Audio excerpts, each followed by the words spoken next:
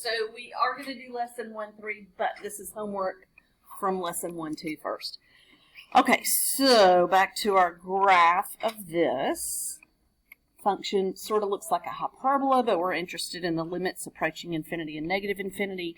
So I'm going to go to that table set, and for positive infinity, I'm just going to start it at 100. And I can pretty clearly see that those are approaching 1. Now, it looks like it's the same on the other side, doesn't it? But let's just be safe and check. Let's start that at negative 100. And those are also 1. Okay, so, answer to the question, the limit approaching, was it an A and B question? No, it just said find. Okay, so the limit as x approaches infinity is 1, and the limit approaching negative infinity is also 1. Okay, so we could actually do this one algebraically. So what I want is the limit as x approaches infinity. Okay, so go back here. Imagine that in that denominator I am plugging in, substituting a bigger and bigger and bigger number. What's happening to the value of the fraction 1 over a really big number? It gets smaller and really close to 0. Okay, so this essentially becomes cosine of 0. Because 1 over a very large number approaches 0. 1 over 1,000, 1 over a million, like that's nothing, right? So we just say, okay, it's practically 0. So I could just say, okay, let's see what cosine of 0 is.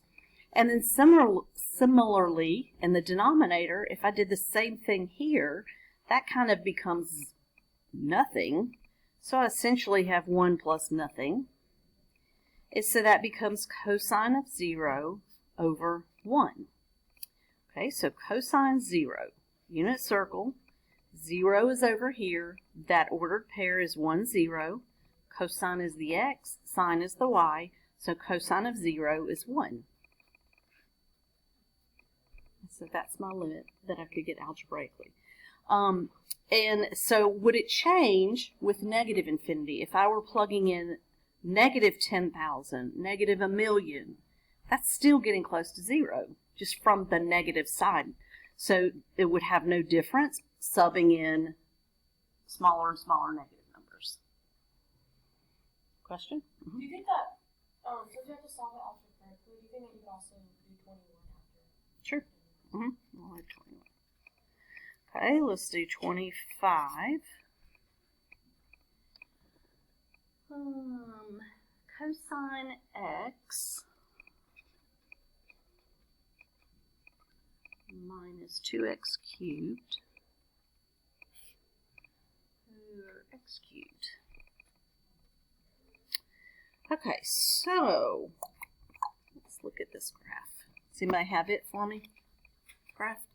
I can graph it, but it's already on your calculator. Thank you. I'll take it and borrow it.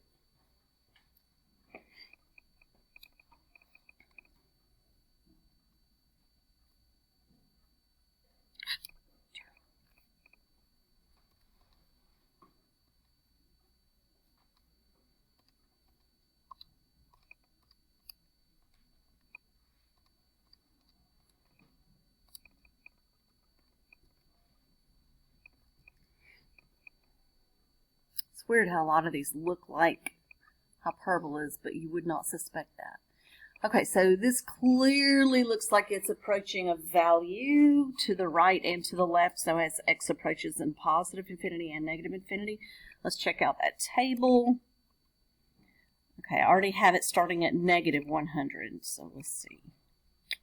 Negative 2. Okay, then if I change it to positive 100, I'm pretty sure I'm going to see the same thing. There you go, negative 2. So the limit approaching, I'm going to do positive and negative infinity. I'm just going to combine those into one statement, is negative 2. Okay, so how could we evaluate this one algebraically? All right, let's say, honestly, I don't know. Because if I keep putting a bigger and bigger number here, that changes constantly. Oh, but it's no bigger than what? 1? SCLA and HOSA to the Jennifer pictures. SCLA and HOSA to the Jennifer pictures.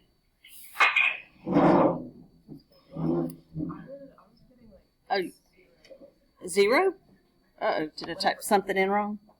Yeah, or whenever I put it, people started putting I was getting 180. And all my, and I might have typed it in wrong, but on my graph it looks like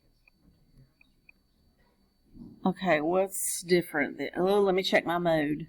No, I'm in radian mode. Is anyone else getting 0? No? Let's see. I don't know what I typed. Are you in radian? Check that.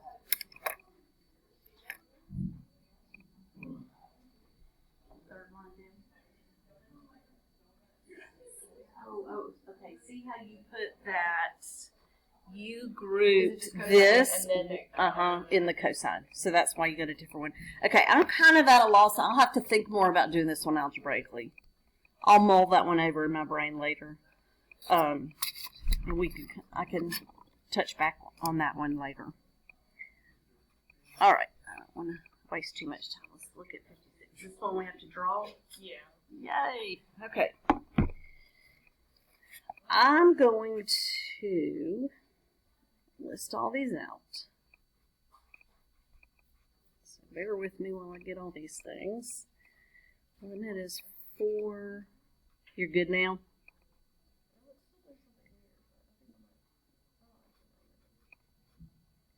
Here, compare how you typed it in and how I typed it in. See if you can find a difference. Okay, 4 from the right is negative infinity. 4 from the left is infinity. Did you find it? Yeah. Okay.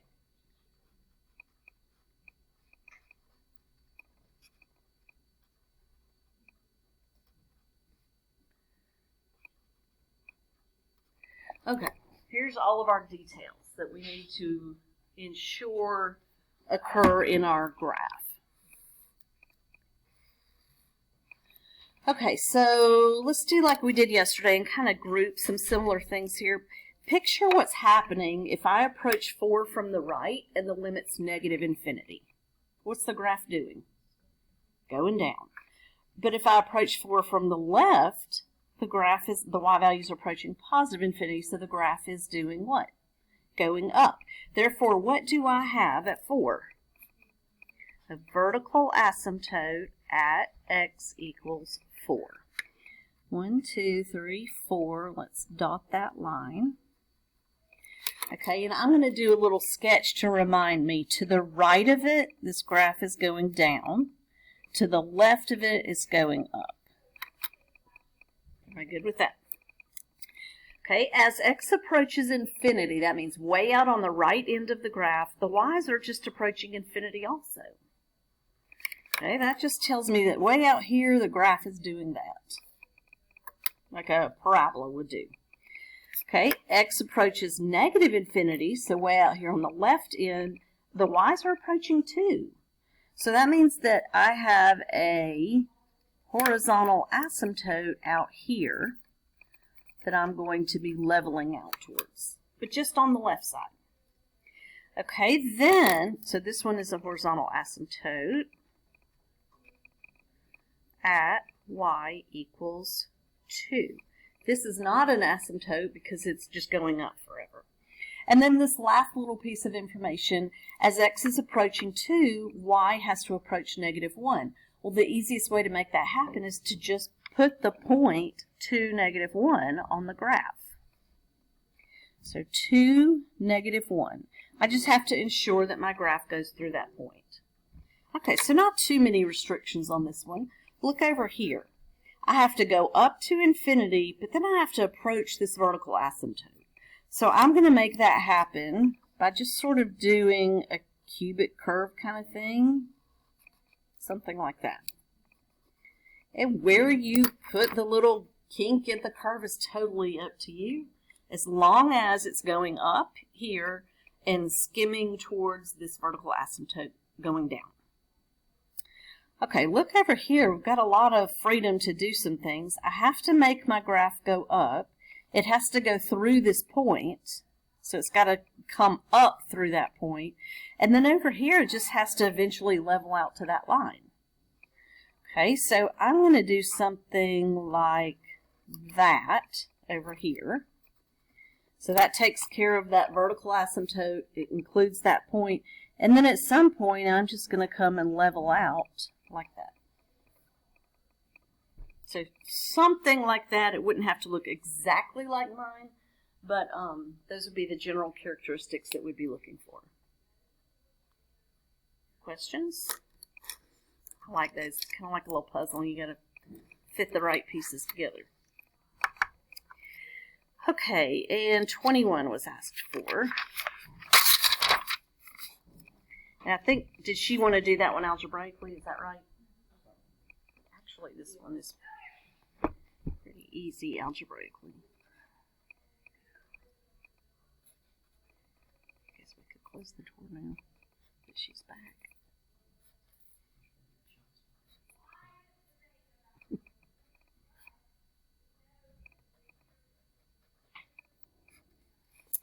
Okay, so we want the limit as x approaches infinity and negative infinity. What are the answers from the graph?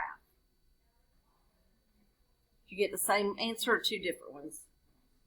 Same, and they are both 1. Okay, so let's see where that's going to come from. So let's do x is getting bigger in a positive manner. This is getting super big, this is getting super big, but this one has a +1. Okay, so picture 1,000,000 over 1,000,001. What is that fraction pretty much equal to? 1. So this value, as x gets bigger and bigger, will approach 1. Okay, so now I have 2 minus 1. Okay, and then the same thing's going to happen over here. I've got x squared and x squared top and bottom, but then the bottom has this +5. But if you have 1,000,000 squared and 1,000,000 squared, oh, +5, like that 5's not very important, and that fraction's value is super, super close to 1 again. So I have 2 minus 1 is 1, times 1 is 1. And that would be our limit. Okay, will it change if I'm plugging in negative numbers? No. Negative 1,000,000 over negative 1,000,000 plus 1 is still practically 1. And same thing here. And those even become positive now because you're squaring them. So plugging in a positive or negative number doesn't change the fact that this is kind of what it boils down to. Okay? All right. Any other questions from this? Did you get them all? We hit at 25 on my time later. Okay, so let's get our notes for this lesson. This lesson is about continuity. In your wildest dreams, what do you think continuity means? Something that is continuous. And specifically, let's see, I need one for her. I need 2 here. 2 back there.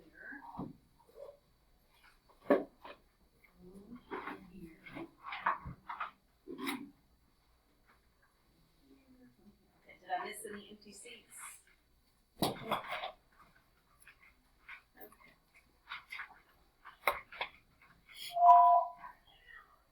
TSA and Interact to the gym for pitchers. TSA and Interact Club to the gym for pitchers. Hi, guys. Okay.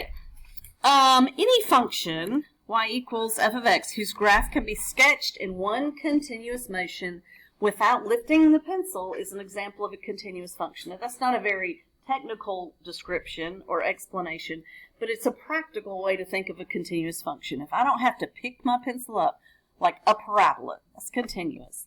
A line is continuous. Most graphs that we deal with are continuous. Unless they have what? Some kind of break, like an asymptote or something, or a hole in it. A function that is not continuous is, guess what? Discontinuous. Okay, so here is a funky looking graph right here. Obviously that is not continuous, is it? At what points of x is f of x discontinuous? Okay, so I'm going to answer in terms of x values, but what I'm looking for is where the y values have a break. Okay, so go to the place, I'm just moving left to right, that has a break in it. There's a break at 1. The y's are what break, but I'm asking you what are the values of x, so I would say at x equals 1. And then I move along and I see a hole in the graph, so that's a break. X is 2, and there are no other breaks. So the values of x are 1 and 2. Notice at 1, the limit approaching 1 does not exist. Why does it not exist? Okay, there's a break. Give me more mathematical. How could I express that I know there's a break? The limits are not the same. Okay, so let's say the limit as x approaches 1 from the left of f of x is not equal to the limit as x approaches 1 from the right. Now, if you just wanted to use words, you could say the left-hand limit and the right-hand limit are not equal. That would work as well. Okay, at x equals 2, the limit approaching 2 is 1. But f of 2 is not 1. F of 2 is 2. And this creates a break in the graph, or we just say it's a hole in the graph, right? For c's that are less than 0 and c's that are greater than 4, the graph does not continue because these points are not in the domain, so we just really don't worry about those. Okay, below is a graph that is continuous on AB. I think that must continue on the next page.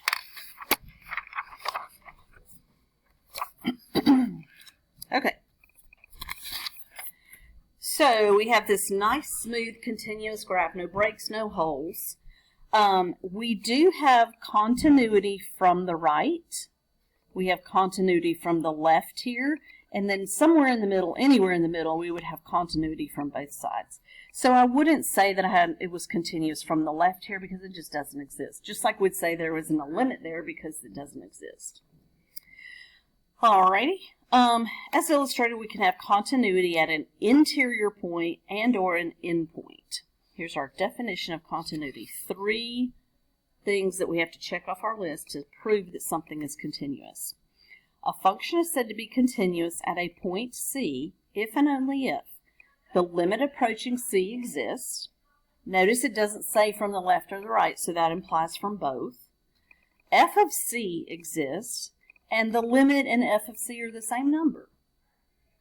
Okay, so this one isn't continuous here because the limit approaching 2 is not the same as f of 2. Okay, so it doesn't meet that last requirement there, and all 3 must be met in order for it to be continuous. Okay, if a function f is not continuous at a point C, we say that C is a point of discontinuity. So it's kind of like the location of the disconnect. All right, there are 4 types of discontinuity. We have point or removable. Those are just 2 words that are used interchangeably. Jump discontinuity, infinite discontinuity, and oscillating discontinuity. What does oscillating mean? Back and forth. Have you ever seen an oscillating fan? Okay, it just continually goes back and forth. So oscillating, like a sine function, is oscillating. It goes over and under and over and under. So that would be considered an oscillating function. Okay, so turn the page and we'll look at these different ones. Okay, I don't know if you need to emphasize this, but there is a hole right here. It gets kind of lost in the sketch there. Okay, since there is a hole in the graph of f of x, we have removable discontinuity. Or we can also use the word point. Discontinuity. So back there I have point or removable. Okay, at x equals 0, it could be made continuous if I had a point 0, 1. So if I basically, a removable or a point discontinuity could be fixed or cured if you just plugged up that point. And what it would take to plug up that point is 0, 1. If we wrote f of x as a piecewise function and included 0, 1, then we would have a continuous function. What is the possible equation for this graph? Okay, we're going to have to put our thinking caps on. Okay, pretend it's continuous. What would the equation of this line be? We're going to assume that the slope is 1 and it is crossing the y-axis at 1. What would the equation of that line be? Y equals x plus 1. Okay, but it's not that function, is it? Because if it was just that function, it wouldn't have a hole in it. Okay, think back over the last few days. What creates a hole in a graph? When you cancel a factor. What factor had to be canceled here?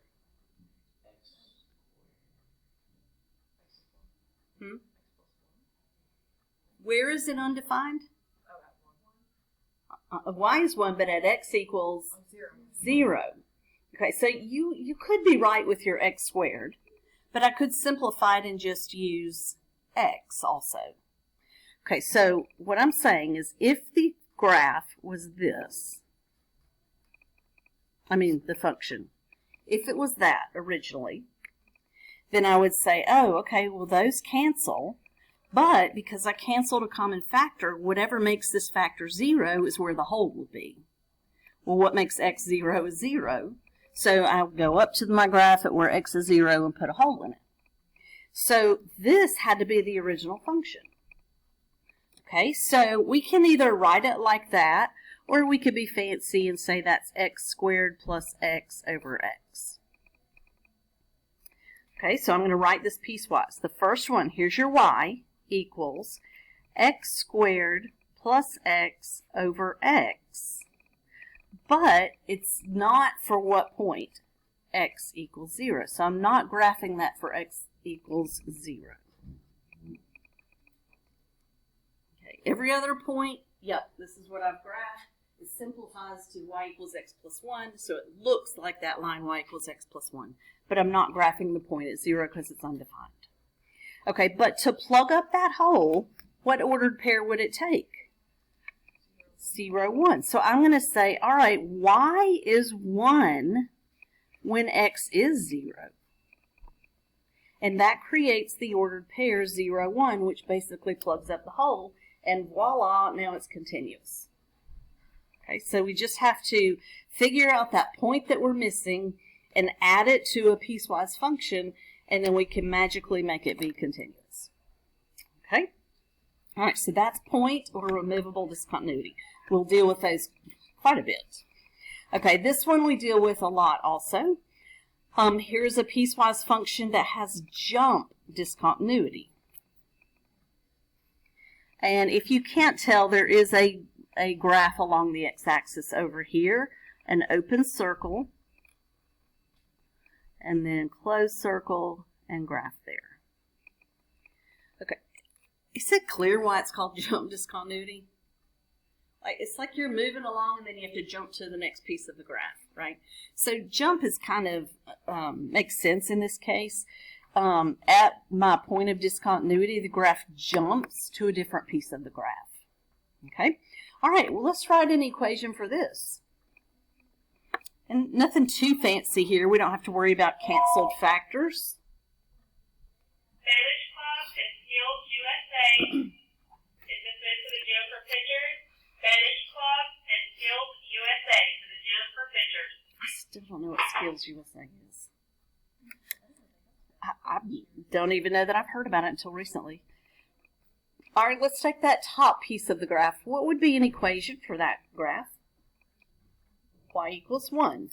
Y equals 1 For what x values? It starts here and then goes continually to the right.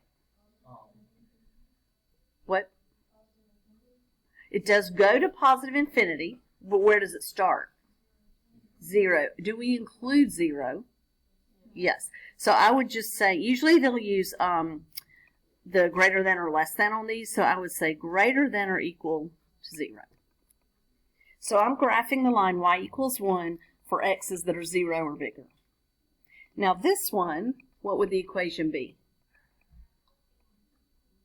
Y equals 0. Y equals 0 for what x's? Yeah, really negative infinity up to 0, but not including it. Using this notation, it would be x is less than 0. And it is a function because I don't technically have an overlap there. And so make sure that one of these has an equal to, but not both. Otherwise, it would not be a function. Okay, so these two we use a lot. Removable or point and jump. And the next one we use a lot. And that's our infinite discontinuity. And infinite discontinuity is really easy to identify because it's when you have a vertical asymptote. Okay? So anytime you see a vertical asymptote, that's called infinite discontinuity. And that's kind of easy to remember too because at a vertical asymptote, the graph is either going up to positive infinity or negative infinity. Okay, this fourth one, we really do not use that often. I don't know that we'll ever use it. Not that I can think of. This function has oscillating discontinuity. The limit as x approaches 0 oscillates back and forth, and f of 0 is undefined. So technically there's a hole in the graph right there in the middle, but as you get closer in, the graph just keeps going back and forth, positive, negative. So that's what we call oscillating discontinuity. Again, not something that we'll continue to really use. Okay, so we are not going to touch our calculators. We're going to use our brain on this. And we're going to determine if these are continuous or discontinuous. If they are discontinuous, what type? Okay, so absolute value. What does that graph look like? A V. What happens if I put a plus 2 in it? It would go up 2 if the plus 2 was outside the absolute value. Not wider. That would be if 2 was in front of multiplying it. To the left. There we go. So this is a V that is shifted left. Okay, why on earth is it shifted left? What makes this 0? Negative 2. That's where that point of the V is now, at negative 2. Okay, so all you have to do is picture a V. Is that graph continuous? Yeah, there's no break in those absolute value graphs, so this one would be continuous. Just based on what we know of an absolute value graph, I know there's no break in it. Okay, look at this next function. 5 thirds x squared plus 4x minus 1. What would that graph look like? A parabola, right? The highest degree is 2, so that's a parabola. Does a parabola have any break in it? No, I don't even care where the vertex is. It doesn't matter. A parabola has no break, so it is continuous. So just using your knowledge of what that graph would look like. Oh, sine x over x. Do we know what that one looks like? Yes. What does it have? Continuity or discontinuity? Discontinuity. Why?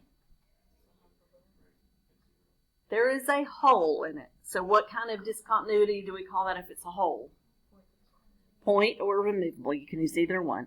Okay, so because there's that little hole at the top of the hill, this is discontinuous. And it would be point or removable.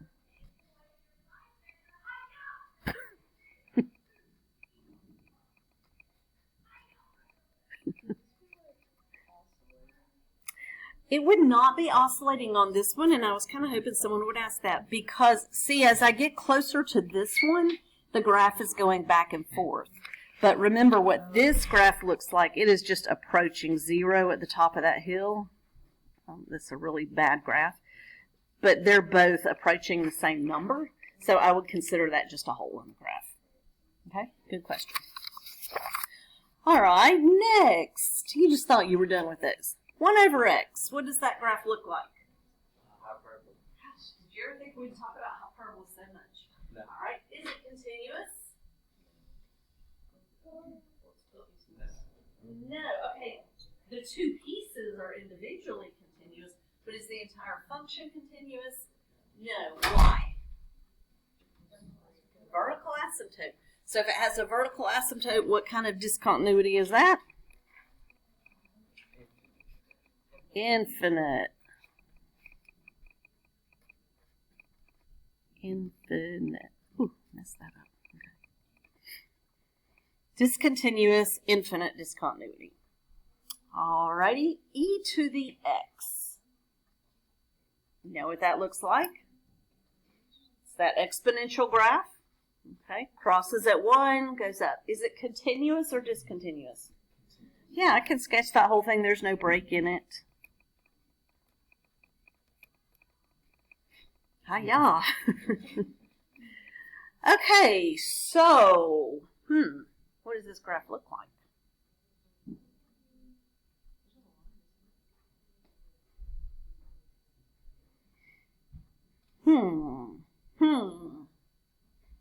Without a graph, what would I do? Does it factor?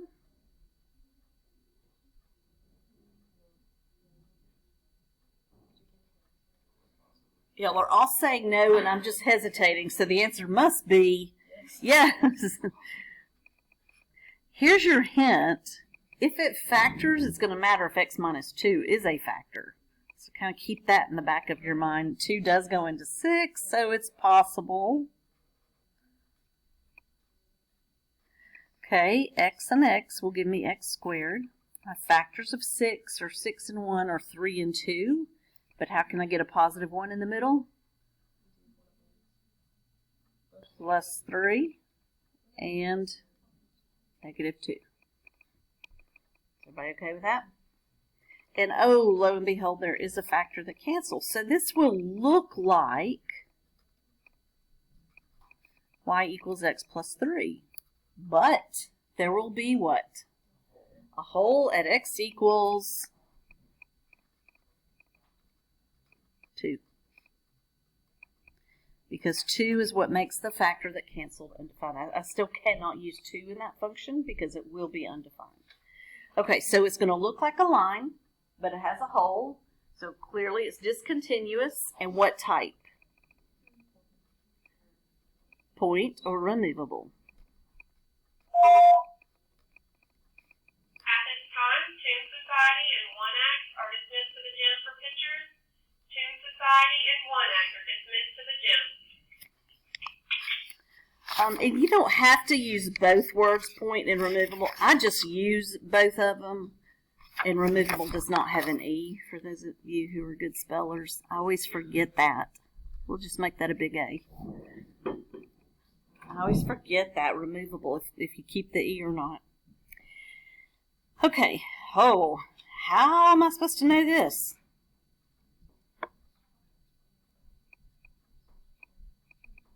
Okay, I could try to graph it. This is a piecewise, right? I have two options that will happen. Either it's a piecewise that meets or a piecewise that doesn't meet. If they meet, the two y coordinates have to be the same, don't they? Can I find the y coordinates just by substitution, maybe? I can. All right, what I'm going to do is say plug in 0 here. What do you get? 1. Plug in 0 here. They're not going to have the same y values. So guess what? It's going to be jump discontinuity. Now we could graph it as well. But that's a quick way of seeing if that jump discontinuity will meet or be disconnected, is to just sub in that break value and see if you're getting the same y values. If you're getting different y values, then it's going to be jump. Okay, so properties of continuous functions. If f and g are continuous at a number, then the following combinations are also continuous. Okay, so we're going to use sine and x squared for examples. So is sine continuous? Yes. Is x squared continuous? Yes. So if I have two continuous functions and I add them together and graph sine plus x squared, it's going to be continuous. I don't even have to know what it looks like, but if I'm adding two continuous functions, the new function will be continuous. Same thing for subtraction, multiplication. Plop a number in front of it, like change it to 3 sine. Doesn't change the fact that it's continuous. Divide and composition. F of G, G of F. So basically, if you're dealing with two continuous functions and you manipulate them pretty much in any way, you're still going to end up with a continuous. So what if one of them is discontinuous? Yeah, then you're going to end up with a discontinuous function. Okay, so think about this one. Would 3, and this is another way we can write this one, greatest integer function of x, be continuous? So what I've done is taken a constant, 3, and put it in front of that. What does greatest integer of x look like? The step function. So there's little bitty stair steps. Okay, so is it continuous? No. So by putting a 3 in front of it, is it going to magically make it continuous? No, it's just going to like make deeper steps, steeper steps. So it would be discontinuous because y equals greatest integer x is discontinuous.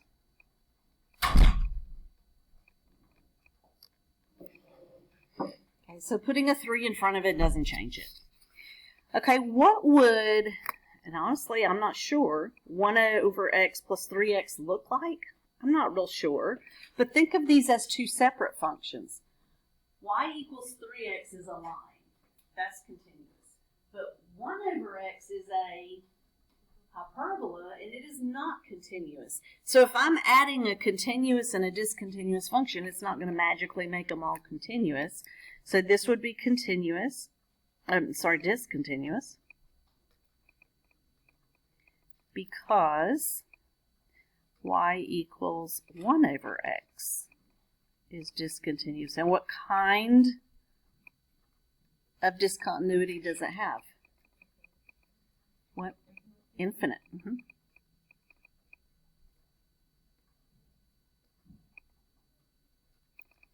What kind of discontinuity does greatest integer have? Jump. Like you're jumping from each step.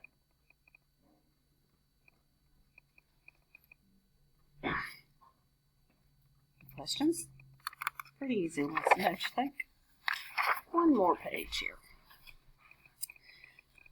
All right, there are about 8 really big theorems in calculus, and this is our first one that is a really big theorem. And sometimes these really big theorems sound really fancy, but when we break them down, they're just kind of common sense. All right, so this is one of them that I think once you break it down, it's like, well, of course. Okay, a function, y equals f of x, that is continuous on a closed interval. So from -2 to 5, from 1 to -1, from 0 to 8, takes on every value between f of a and f of b. In other words, if y sub 0 is between f of a and f of b, then y sub 0 equals f of c for some c in the interval a to b. That sounds so hard, doesn't it? Like, what? Okay, let's talk about what that really means. Okay, we have a closed interval from a to b. So just some chunk that is continuous. Okay, this one looks, I don't know, like a little part of a 4th degree or something. So this little curve is continuous from here to here. Okay, I have a y value at the end of the graph that's f of b. I have a y value at the beginning of the graph that's f of a. So, like if this was 2, this would be f of 2. If this was 8, this would just be f of 8. So that's what f of a and f of b means. It means the y value at a and the y value at b. Okay, this says that if I take a number somewhere between these two, So let's just say this is 2 and this is 8. And let's say this is 5. Okay. Then the y value here has to be between these two y values. That's all that means. And that makes sense. But in formal language, it sounds pretty complicated. Okay, let's look at this example, and I think this one makes it more clear. So often you see a multiple choice like this on the exam. Given a continuous function, now it has to be continuous on a closed interval. So that is the key requirement for this theorem to apply. Continuous function on a closed interval, in which f of 3 is -2 and f of 7 is 1. Which conclusion or conclusions can be made about zeros of f of x? What are the zeros? X-intercepts. Zeros are x-intercepts. Okay, let's sketch what we are told. All right, we have a continuous function. We have a point 3, -2.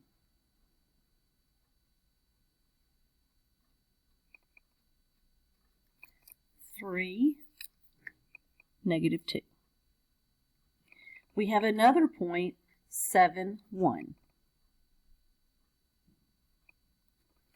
Okay, so between those 2 points, I have a continuous function because it says it's continuous on the interval 3 to 7. So I don't know what happens between these 2 points, but there is no break. And somehow those points end up connected. It might be a straight line, it might be a wave, it might be a sinusoid, I don't know, but somehow the function is going to include those 2 and be continuous in between. Okay, so which conclusions can be made about the zeros of this graph? F of x has no zeros on the interval. Could that be true? No, not if it's continuous. At some point, don't I have to cross over the x-axis? Okay, so that one is definitely false. Okay, I have to have at least 1, don't I? F of x has 1 zero on the interval. Might be true, maybe. There's not enough information to determine whether we have a 0. That's false. At this time, new inductees only of National Honor Society. New inductees only of National Honor Society for the gym for pictures. Okay, so I definitely know there has to be 1 because there's no way to get from this negative y value to this positive y value without crossing over the x-axis. Okay, so that one's false. This one was a maybe.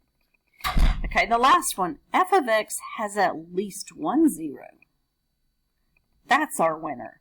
It could go up and down and back up and then hit that point. We don't know, but it's got to cross it at least once. So this is our winner right here, and the reasoning behind that is this theorem, the intermediate value theorem. Okay, so how do we know? It has to have at least 1 0 by the, oh, I told y'all we're never going to use the word it. F of x must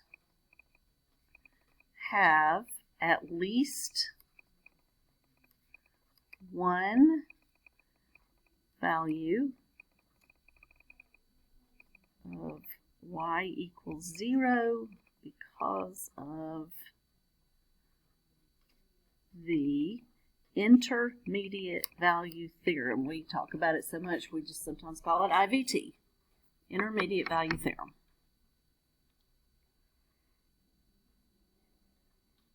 All right, so here's our reasoning. I typed it out a little bit better than that.